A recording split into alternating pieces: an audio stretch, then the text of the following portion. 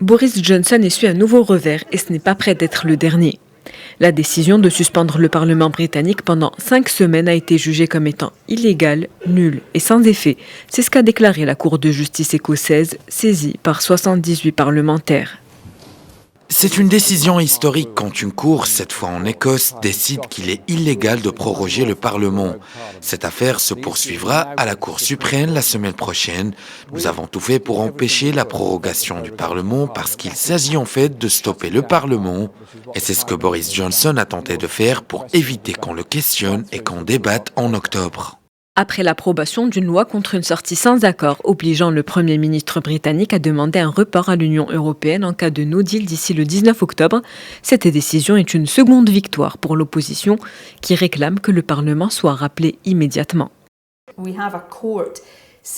La justice affirme que la prorogation du Parlement britannique est illégale. Cela veut dire, à mon sens, que le Parlement doit être immédiatement rappelé. J'appelle donc le Premier ministre à agir comme il se doit, rappeler le Parlement afin que l'on puisse travailler sur ce qui est vraiment important.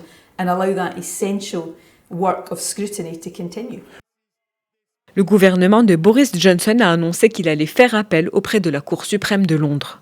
En parallèle, Londres a rendu public le rapport Opération Yellowhammer, un document qui inquiète car il évalue les conséquences brutales d'un Brexit sans accord, ce qui pourrait provoquer une pénurie de nourriture et de médicaments.